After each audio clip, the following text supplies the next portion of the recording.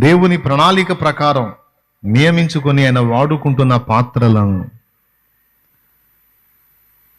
దీవించుట ద్వారా కూడా వ్యక్తులు ఆశీర్వదించబడే అవకాశం ఉందని ఈ వచనం చెప్తుంది.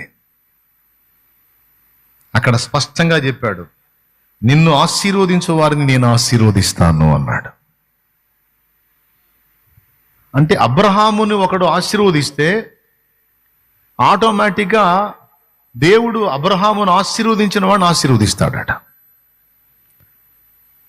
ఎవడైనా అబ్రహామును దూషిస్తే అబ్రహామును దూషించినందుకు దేవుడు అబ్రహాము పక్షమున వకాల్తా పుల్చుకొని ఆ దూషించిన వాడిని శాపమునకు అప్పగిస్తాడట.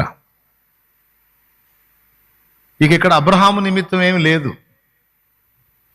అబ్రహామును దీవించినవాడితో అబ్రహాముకు సంబంధం లేదు, అబ్రహామును శపించినవాడితో అబ్రహాముకు సంబంధం లేదు.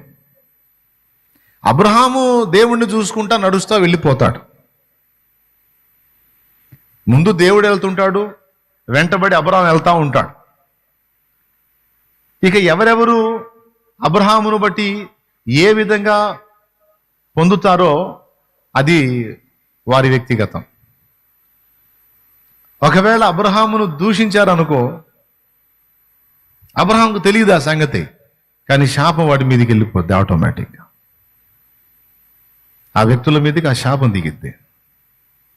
లేదు అబ్రహాముని దీవించారనుకో, అది కూడా అబ్రహాముకు తెలియదు, ఆటోమేటిక్గా వీళ్ళు ఆశీర్వదించబడతారు. ఇది ఆశీర్వదించబడే వ్యక్తులకు ఖచ్చితంగా తెలిసి ఉండాలని నేను ఈ మాట చెప్తున్నాను.